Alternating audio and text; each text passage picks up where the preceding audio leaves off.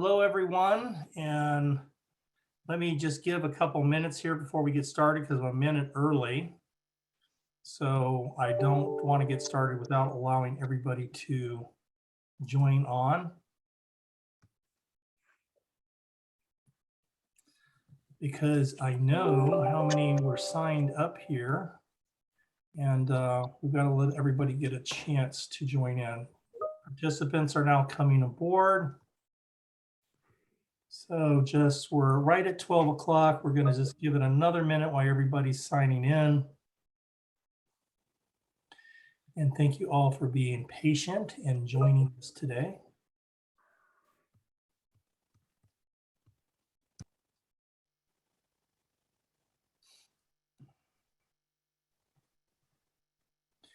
And Oliver, I'm going to introduce you here in just a second, but afterwards, if you and I could connect after the webinar, that'd be great. Sure. Just want to update you on a couple things.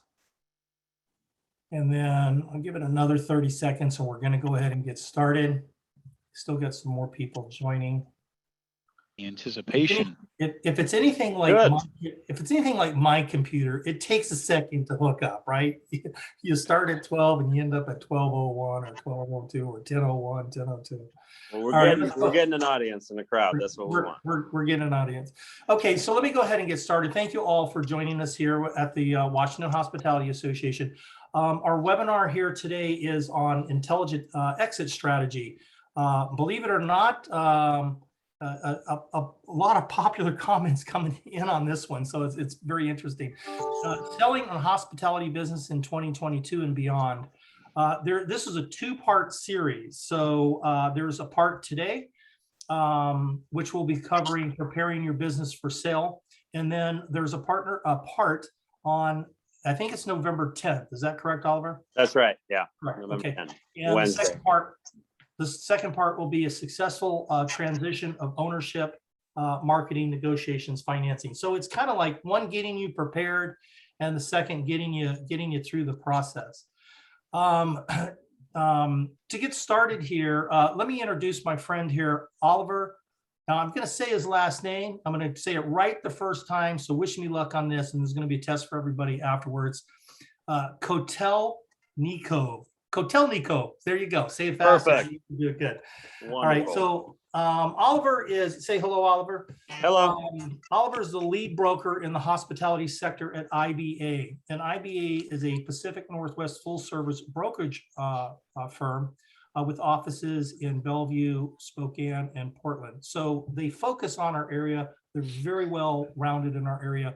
IBA has represented owners in the regional hospitality businesses for sale and companies for sale since 1975, with over 4,000 successfully completed transactions.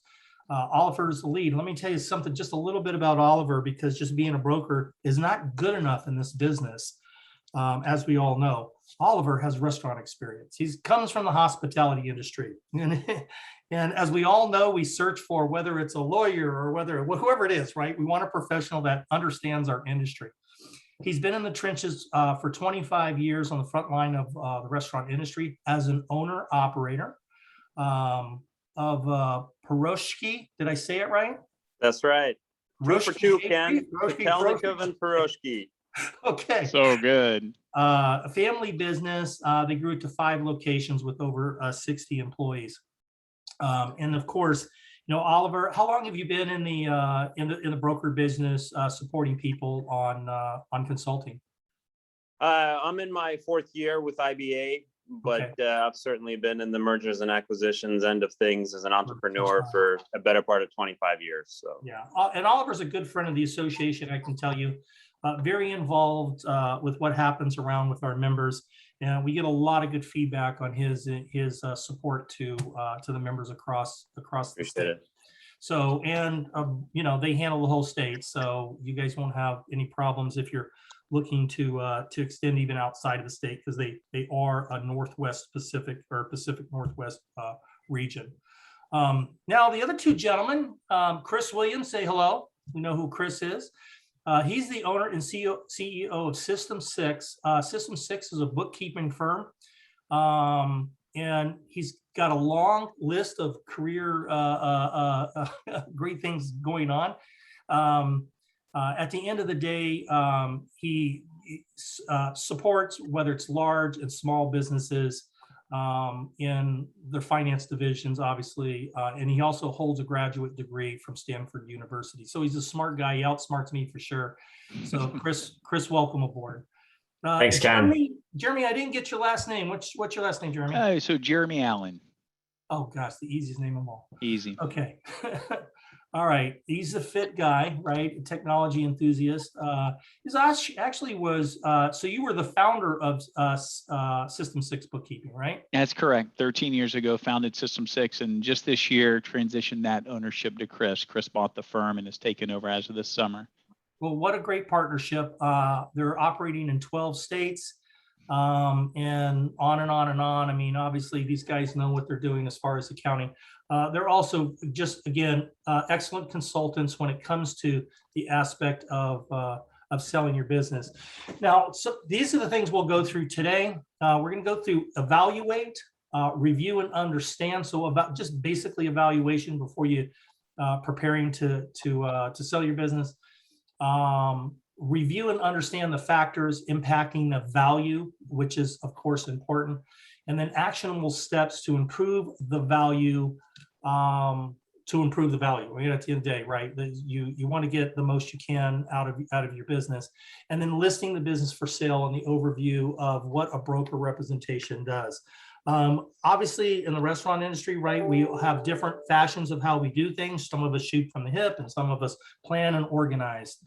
These guys represent plan and organize because you get more money, get more value for your business. And that's honestly what it's about, because everyone on this webinar has worked very hard for their business, and you're on here because you potentially are thinking of buying or selling a business. And it's important to really have experts to support you, because if not, you're going to leave more on the table than if you should have just used them. You don't sell your own home yourself. You use someone to help you. So with that, Oliver, if you don't mind, I'd like to start with you. Sure. So first is evaluation. What are kind of the top 3-4 things in evaluation that's important? Yeah, so first of all, welcome everybody and on the plan and organize team, and thank you, Ken, for the introduction. And evaluation is the foundation of really selling a business. It's the first step, and it would start with an in-person meeting, preferably with the ownership, and a visit of the site. With confidentiality being a concern, we would certainly work around the schedule to meet you, introduce ourselves, introduce myself, and tour the site confidentially. Following that, we would request historical records of financials, which really is what substantiates the evaluation, is the historical narrative of profitability of the business and numbers surrounding ultimately what the value is. That list would be submitted in writing. You'd be given the opportunity to collect the documents. We can also work with accountants, CPAs, folks like Chris and Jeremy to collect those documents directly, to take some load off and take something off your plate. But it would include federal tax returns, Washington State Department of Revenue, excise tax returns, profit and loss statements, some information about employees' payroll, something that will allow us to put together a comprehensive picture of the business and really ultimately learn about the business, so that when we do go to market, I know what I'm representing. So just a couple of housekeeping notes for all of us that love to take notes. You don't have to take Sure. notes. You'll be able to see this webinar. We'll also afterwards, so we'll have a place where you can find this, and we'll email you the link. So those that are participating or attending, we'll email you a link, as well as the contact information of our panelists here. So you just sit back, really enjoy. Don't worry about taking notes. We'll get you information when you need information. So part of that, you do a site visit, right? You do a complete, kind of you want to complete the evaluation. You meet with the the ownership, in person. And then from there, after evaluating, how do you help the owner from there go? Is that where you start, to make that decision, or do you go moving into kind of more of understanding, the full factors of impacting the value? How do you break that down for them? Yeah, good question. So, a full set of financial documents provides a lot of insight into how the business is operated historically.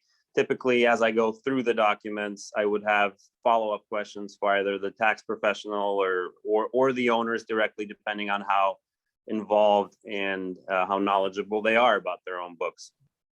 And once we start completing the entire picture, an evaluation document, a comprehensive evaluation document starts coming into view, upon which we would schedule a meeting, much like the initial meeting, to meet and really go through the document in detail, and explain the factors that are impacting value positively, negatively, things that can be improved, things of that nature.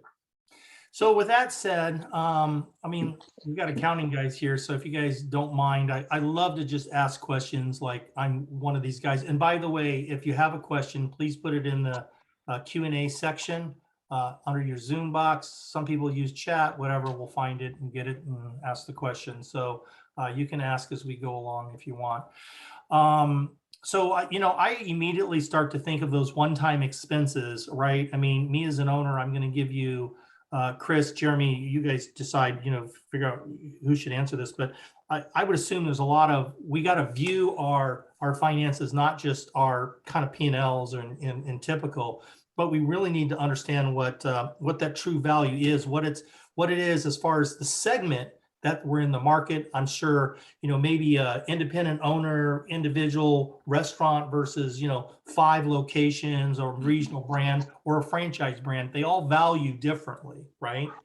And also, there's a lot of expenses that go out that are really just one-time expenses that are, I don't know. I don't feel they should be charged against me selling my business. They were, an opportunity to upgrade that business or whatever. Can you speak a little bit about on the financial aspect of it? Absolutely. And I think we'll tag team this. I think the good thing here for the audience to know is we've kind of got 2 really good experiences from both sides of the table. I spent the last 1.5 years before I had the pleasure of getting to know Jeremy, looking for businesses to buy. So working with people like Oliver, looked at dozens and dozens of financials, of packages. So I kind of get what the buyer is looking for here. And then Jeremy, serving 150, 200 clients over the last 13 years, has actually been along for the ride, helping clients prepare their books and their financials for sale when time does come. So, we've got good experience on both sides here. I think to start off the question, I'll let Jeremy get into some of the details, but, from the buyer's perspective, a really important thing to remember is, the more accurate, the more clean, the more quickly you can get good records to buyers as they start requesting things when they're doing diligence, the deeper level of trust that gets established really, really quickly. And that's really important ultimately for the valuation that buyer is going to be willing to put on your business. The minute they start seeing a lot of inconsistencies in your financials, or it takes a while for documents to get produced, buyers sort of start to wonder what's underneath the hood, and they're just not going to be as excited as, a business that's got a bunch of organized financials, great metrics, things come out quickly. So part of the reason to think about all these things well in advance is it helps you get better value when it is time to sell, because you're organized and ready to go. With the house metaphor, do you show a house that hasn't been cleaned, that hasn't been repainted, that hasn't been, staged with some new furniture? Or do you do all that ahead of time to get a little more value at the transaction? So it's really getting prepared. Here's a question here, and I'm going to take these as they just come up here. Yeah, quick. shoot. I'm going to just interrupt because it has a lot to do with what you're just saying in the preparation. The attendee tends to keep records for only 7 years, including tax documents. Mm-hmm. Should they be hanging on a bit longer if they're wanting to sell? And I can take this. So I'm looking for about a 36 to 48 months of historical records. Due diligence, as Chris mentioned, can go back a little bit further than that.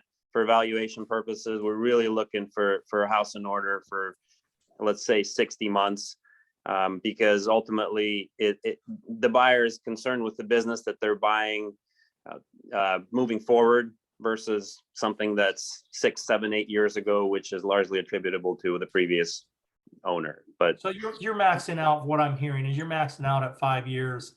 And outside of that, you're probably doing too much and going back and necessarily not, unless there's a big story there, right?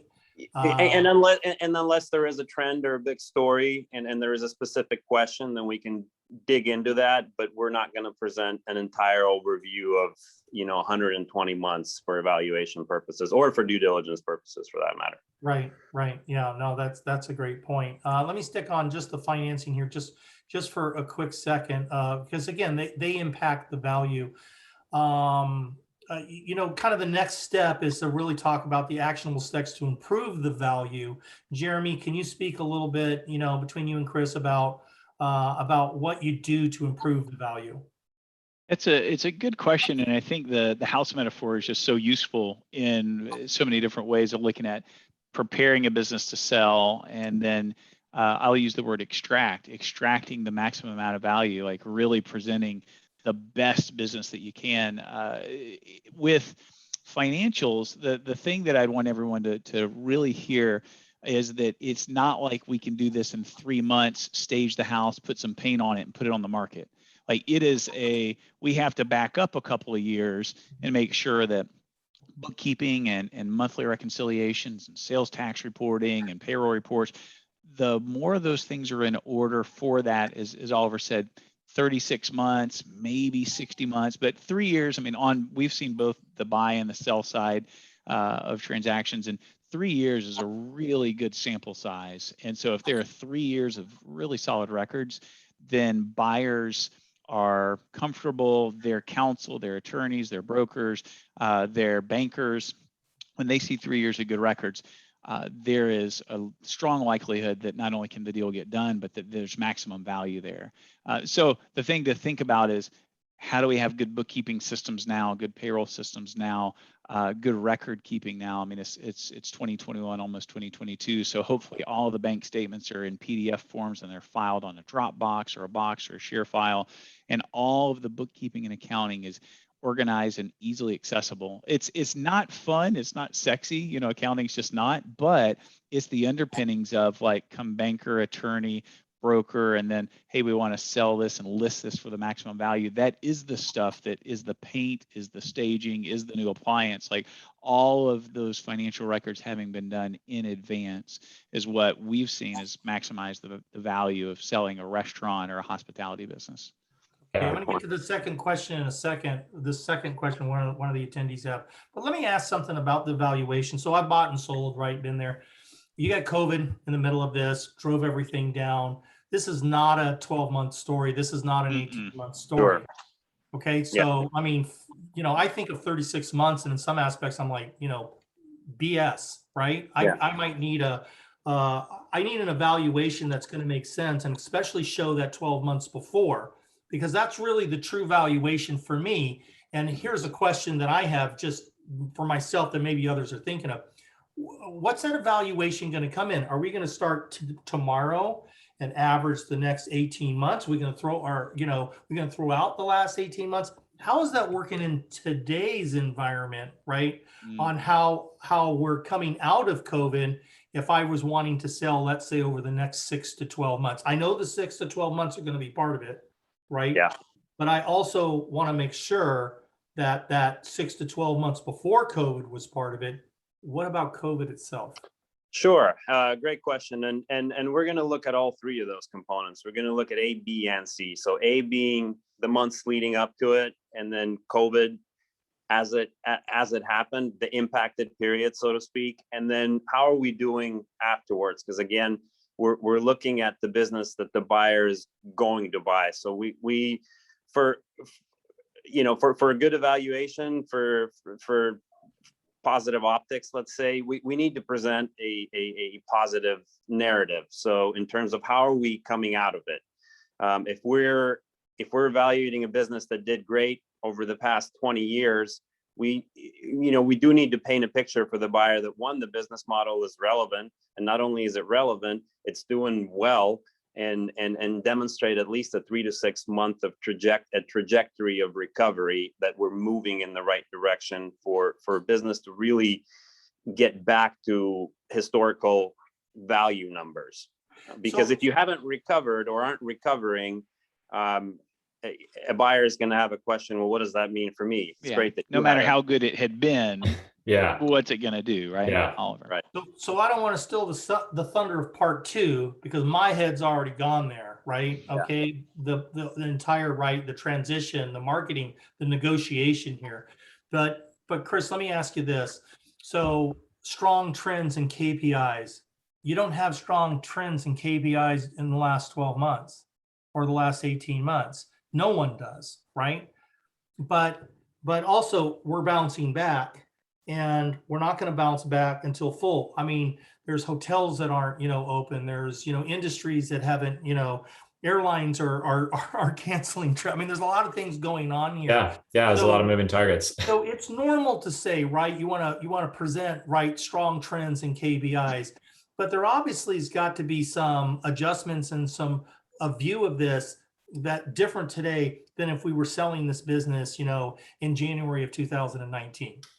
Yeah. And I think that's where, the better systems you have in place, and I just keep coming back to this, the easier it's going to be to present some good trends. So yeah, like if you're a restaurant and you show your KPIs, average sales, average revenue per ticket, or, your breakdown of carry out versus dine in, or food and bev sales, like all that stuff is going to look worse if you look at it over the last 18 months. Right. But if you've got the ability to say, hey, look at what happened in the last 2 months and look at what that looked like compared to the same 2 months prior to COVID, and you can really drill down to that level of detail and really make it a real time. Hey, look what happened to us in the last 3 weeks. We're starting to really bounce back.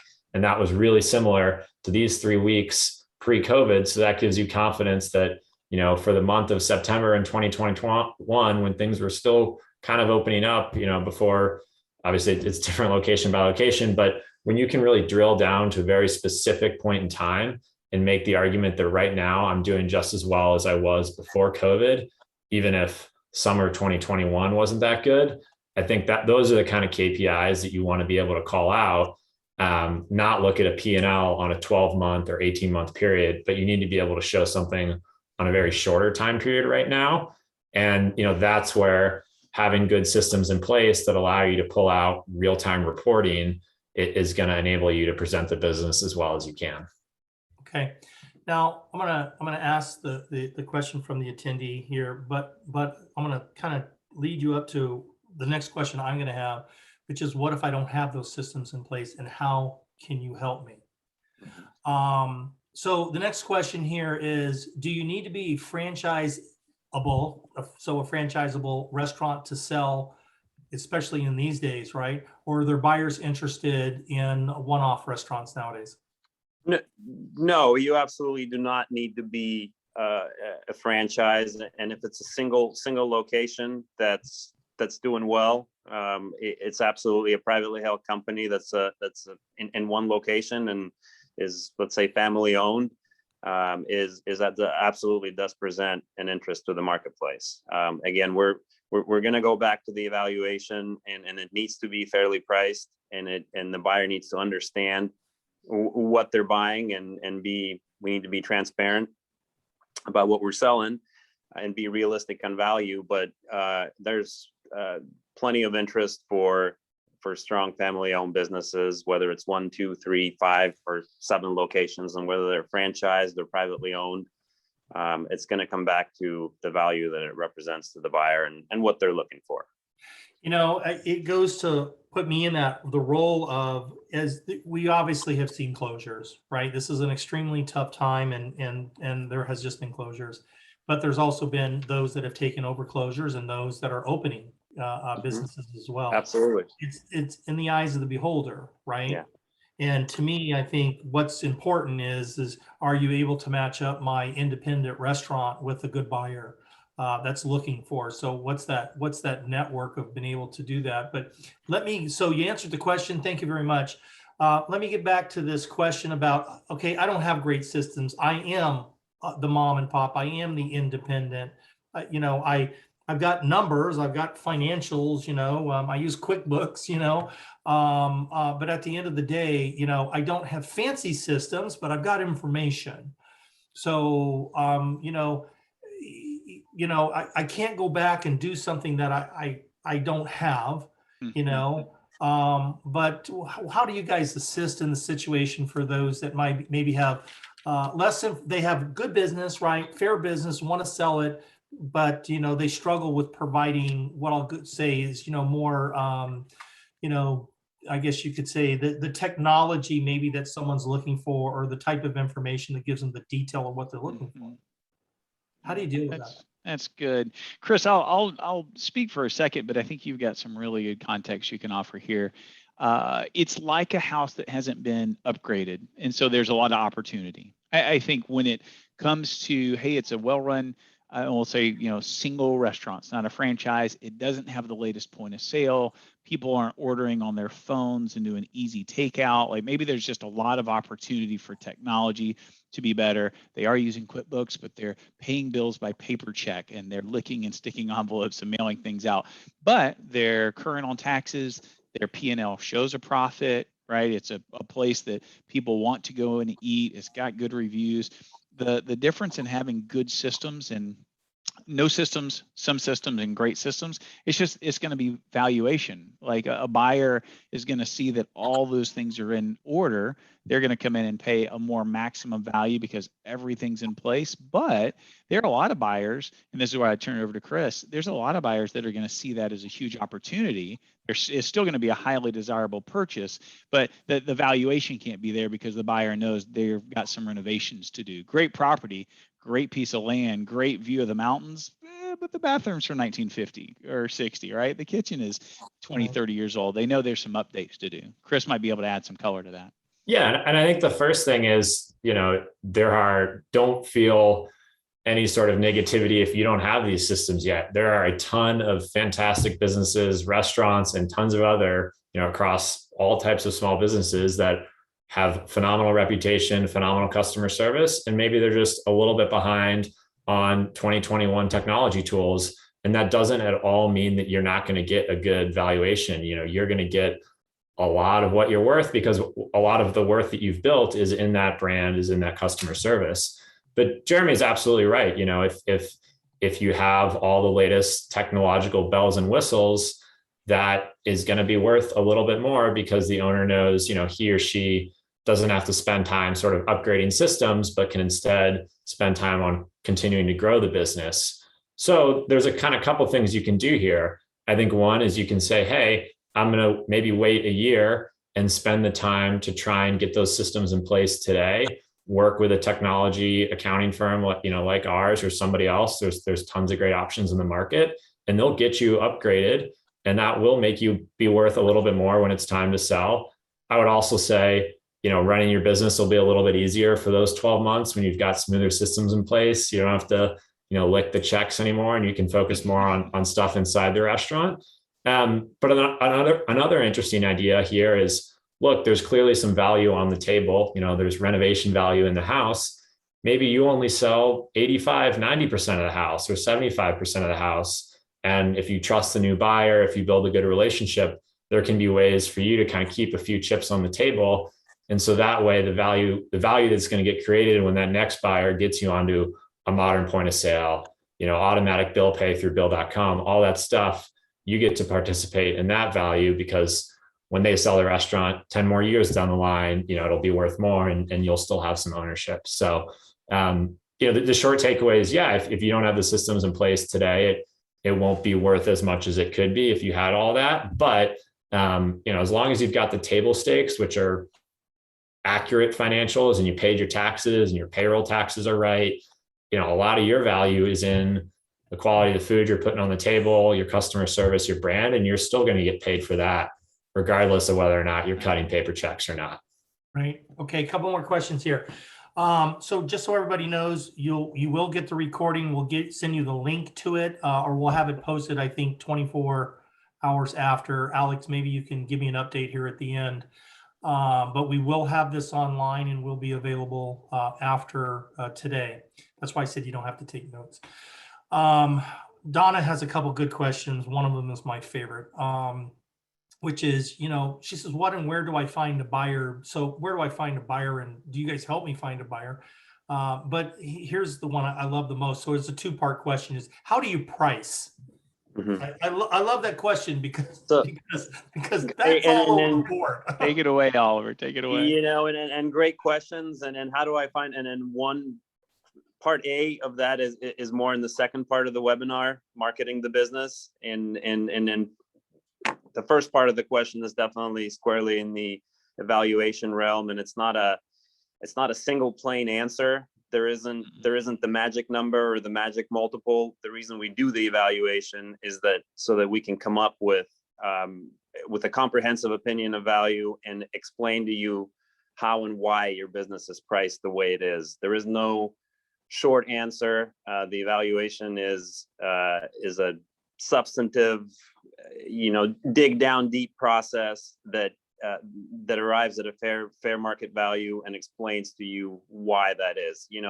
Some variance, just to answer your question, if we are looking at a 4-location privately owned chain, that business may have different metrics applied to it than a single store that's in maybe a remote geography or a smaller market.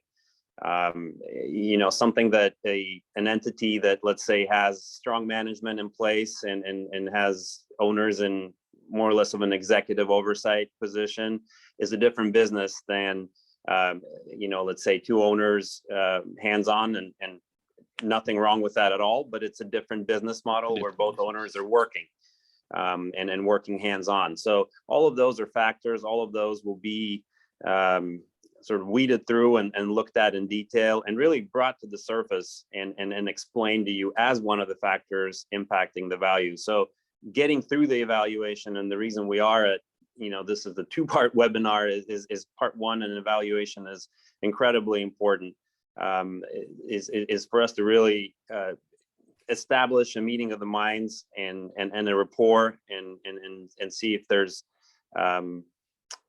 sort of unity in moving forward and agreement on the price range. And you can certainly ask follow-up questions and we need to establish are we in agreement on price, and why is it where it is in today's market conditions? And that's no small factor. Then we're getting into COVID and how things are valued and why. So many factors here, hard to answer it definitively, but you will certainly, as a business owner, get all of those answers as part of your evaluation review. Yeah, and I do think it's important that, we all want the highest value, right? And you want to provide the highest value because it benefits, it benefits everybody to do that. Absolutely. But it's also gotta sell. And pricing values, obviously, you got national standards, but you have reasons why your business could be higher or lower than regional and national standards. I shouldn't just say national, but regionals and issues. Best practice standards and evaluation. Right. Yes. And Ken, you're correct. We're incentivized to deliver every last dollar, that to the extent that we can justify it in the marketplace. If we're under or overvalued, and let's say we're overvalued and we're sitting, but we're feeling good about the price, no one wins. So we need to be accurate, and we need to focus on fair market value. Right. Yep. I agree. Anyone want to add to that before we move on? I think Oliver's got a great point. The thing I'd really encourage folks to remember, and both Oliver and Chris have said this, that like culture, people, great service, great reputation, like all of those things build the value of the business.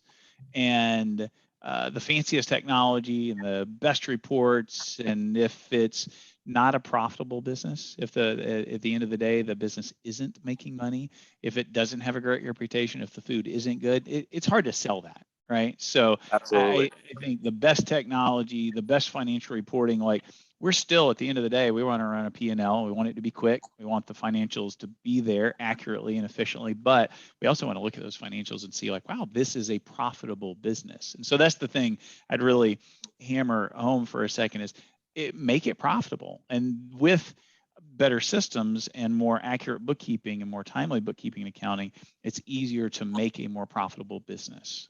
And so, don't wait 6 months to reconcile the books and figure out that, oh, shoot, my food costs were off or my labor costs were off. Like that's where being an attentive operator, running a good business, and at the end of every month, there's profit left over.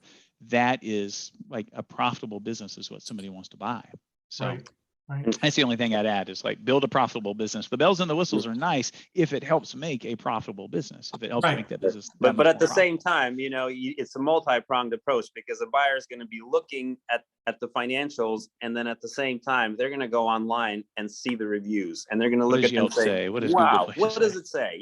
Great service, fantastic. And they're going to look at, and they really do look at it comprehensively. And it's a little bit like you're valuing real estate, but you're also valuing art, and you're valuing, goodwill, which it really is a comprehensive sort of a, multi-pronged approach to where we're looking at it from all sides because the buyer is looking at it from all sides. Right. They want to be excited. They want it to make money. They want it to be fun.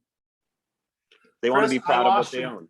I just want to let Chris know I lost your question, Chris. Retype it in. I don't know if I deleted it. I don't know what happened. Technology, who knows? But if I didn't answer your question, which I don't think I asked your question yet, retype it in, please. Anonymous was asking another question, wants to know what's a strong EBITDA. That's always a good question. Yeah, again, very large scale question, and it's hard to answer what a strong EBITDA is. That's what's a strong top line revenue. How about $1 million? How about 30 million? How about $1 billion? Are we talking about Amazon, or are we talking about the local diner? Tough to answer. So I think it's fair to say that there are there are some standards, right? I learned one thing on the franchise side, right? That a franchise EBITDA, right? I can get more times the value on that particular restaurant. Some specialty restaurants, right? If I got 4 or 5 and an opportunity to expand, that's got some good multipliers, right? So yeah, there's some opportunities out there that can obviously improve a multiplier versus maybe, a neighborhood restaurant, So, you have to factor in things like safe. So if we're looking at income, let's say we're looking at the bottom line, predictability of it, right? How safe is it? How predictable is it? If you have multiple locations, then you're risk diversified, and if something happens at one of them, you're probably still fine with the overall value, and your business is still generating income, versus one location. If something happens, there's more risk to it, so that multiple is going to be lower. What's your competition like? What's that environment? How are you selling something that Amazon is selling, right? So do you have a unique value proposition that's likely to hold ground? All of those are things that are considered into the generic term EBITDA, but the multiple, and it's typically comprised of, in our valuation, it's comprised of 6 different categories. So that's how widely we look at it. Okay. Risk is just one of them, but there are others. So I go ahead. Oh, Ken, just one thing to add in here, and I know some of this goes out the window, unfortunately, because of the inconsistency that COVID has brought to all of us over the last 2 years. But one thing as a buyer I saw a lot is an EBITDA margin, or sort of a dollar number of EBITDA that would spike the last year before you're trying to sell your business because an owner stopped spending on marketing or took out a bunch of costs. And while that 1 year looks really profitable, just know that the buyer on the other side is going to see actually that big spike and wonder like, oh, if the revenue stayed the same, but all of a sudden profitability is a lot higher, maybe they actually clean some stuff up, and that's fantastic, and I'll give you credit for it. but also maybe they just stripped out a bunch of costs that actually they shouldn't have because they're, trying to bump the number up for a year. So, consistency, to Oliver's point about kind of making sure it's, it's going to be there year after year, is an important part of EBITDA that people are looking at. Of course. I think that's a great point, because as a buyer, you're skeptic about numbers as it is coming in, right? And and when you see numbers that you can't believe, there becomes a lot of questions about it, especially when there's items that aren't in there. When you see categories like there's no marketing, there's no this, there's no that, and you see that missed out. So for the sake of not making this a long hour, I want to ask a couple of what I think are key important questions here at the end here for this portion of it that I think our members have, and then I'm going to address any last questions. I think I've got them all so far, unless Chris, you put yours back in because I missed yours. Why hire a broker to sell your business, and talk to me about fees? Great questions. They have come up before once or twice, believe it or not, Ken. So I'll speak for brokers, and I'll also just speak for the professional circle. And we've touched on it. Chris touched on it, in that, owners are busy. They're not, the reason that their business is attractive and has value is because they've been busy doing what they do best, building that business. They've done the books, they've done some marketing, they've done the website, but that's not their core focus. Never has been. It's serving the customers, interacting with customers, putting forth a good product. So in selling a business, there's really no need to change that formula of success. So continue running your business. The most important thing in completing the process of sale, and we'll get to that in part 2, is that owners continue running their business until the day that they no longer own it. So for them to be able to do that, outsourcing some of the things that are not their core competency, which is accounting, which is marketing, engaging with buyers, pre-qualifying buyers, sourcing financing, all of those sorts of things, negotiating paperwork, purchase and sale agreements, letters of intent, all of that happens in the background while the owner continues to run the business until the day that the transaction is closed, and then both portions are done. But it's really, in short, it's to allow them to do what they do best and continue doing that until they no longer own the business. So Oliver, if I use you to sell my business, does IBA also represent buyers? I mean, do you have other brokers in the network that are representing buyers? And then, and a 2-part question to that is, how long was it going to take you typically for me to be able to sell that? How long will that process be from the time I meet you, we come to an agreement, and potentially can sell the business? Listing to funding, typical time frame is 3 to 9 months. We have one of the shortest listing agreements in the business, because our goal is to achieve a sale. It's not to sit on the market or market for 3 years. It's to get to a point where the owner has made it clear that they want to retire, and we want to achieve that goal for them. To your other question, IBA is largely a seller representation firm. We do maintain a buyer database, where entrepreneurs, longtime entrepreneurs, interested in acquiring new businesses, interested in reinvesting, re-entrepreneurs, if you will, 40 years of records in our database of entrepreneurs. Qualified parties are maintained as potential buyers, and they do receive information from us of the businesses that we're bringing to market as a seller representation firm. So that's generally how we engage with buyers. So what do you charge? What do you charge for business evaluation?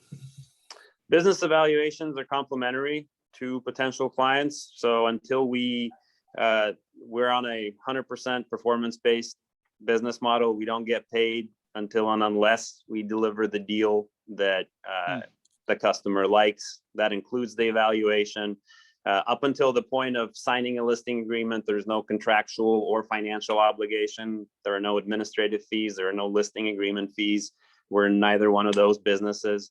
And we get paid on performance, and only happy customers pay us. Good. Yeah, we have, you got to be able to sell the business to make the money, right? Absolutely. And obviously it's got to work for both sides. And then I know we've got, the successful transition of marketing and negotiation, but give me a little bit just here, kind of as a final point, Oliver, and about marketing. I mean, is that, how far do you go? I mean, can you tell me a little bit? We go as far as we need to go to hit the target demographic and get the word out to the people that we believe are qualified buyers, and we do so in many cases confidentially. It's important that the transaction of sale remain confidential until the sale is, if not consummated, then very close to being completed, and it's disclosed. It's sort of a strategic disclosure versus having the word just be out there. We market on a variety of different commercial platforms. We do market to our database, which is a large part of our buyer pool. There's a large network we have 11 brokers, all of whom have a professional network, and the word spreads that way as well. But marketing is sort of really is a separate portion of the process, and a lot of it has to do with securing a qualified buyer. And there is no, Ken, there's no magic venue, there is no secret website where all the qualified buyers go. Really, a large part of the marketing happens through myself, through knowing the business, through understanding what I'm selling, and intelligently engaging with that buyer database, with that demographic, and making sure that we're matching up the right parties. And obviously other brokers in the industry that are on the buying side. There are plenty of buy-side brokers, and we co-broker and engage with them on a regular basis. Absolutely. I think that's important for us to know, because at the end of the day, it's the value, obviously, that you bring to the business to make it sell. So last call for questions. Why I'm asking this last one here is, will everybody know the protection of my employees, not knowing that I'm selling the business, so everybody doesn't leave me? Does everybody know this is for sale? So confidentiality in marketing, same, we're going back to that. It's important to have a plan in place for that, and whether you're marketing confidentially and or whether you're being, going the full disclosure route. We regularly and most of the time we market confidentially and are able to achieve great success and disclose that information safely at the, let's say, transactionally appropriate time. Okay. All right. I think I've got everything here. Alex, let me ask you some maintenance questions here. Everybody that registered or is an attendee, they're getting a follow-up email. Is that correct? Yes. Okay. And then part of that will provide them the link to view this, correct? Correct. And then also the contact information that of the panelists on the webinar, correct? Yes. Okay. When do you anticipate that going out? Because I know it takes us a little bit to make sure that we, got this all saved and formatted correctly and done. Do you send that out? Do you follow up today, or is that tomorrow, or when will that happen?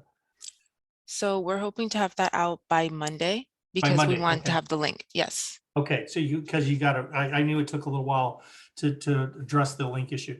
Okay. And then just as a follow-up, Oliver, the date on the next one? November 10, Wednesday. Okay, November 10th, and that's successful transition of ownership, marketing, negotiations, financing, and completing the sale. So it's the other half. We didn't want to go into an hour and a half and make this too long for everybody. So again, thank you all for attending. We will follow up no later than Monday with everybody's contact information. If you have additional questions, you'll have their contact information to reach out to them directly. Oliver, I want to personally thank you for your support to the members of the association, our industry. Like I said, you've been a long time in this industry. You're a good friend. We really appreciate your support and what you've been doing the last couple of years. So we appreciate it. And Jeremy and Chris, thank you very much for joining. You guys are very knowledgeable and obviously the backbone to making sure that we can present ourselves and get the best value. So thank you all very much. Glad to be here. Thank you for Yeah. hosting. Thank you. Thank you. And please reach out. We're happy to have a conversation if you're thinking about anything related to your accounting systems. Yeah. Sale time or not, we're here to help and support great small businesses. Yeah, and we'll have your contact information on there as well. So thank you all very much and see you in November. All right. Great. Thank you, Thank everyone. you all. Have a Thank great you. day. Keep up the good Bye-bye. work. Bye.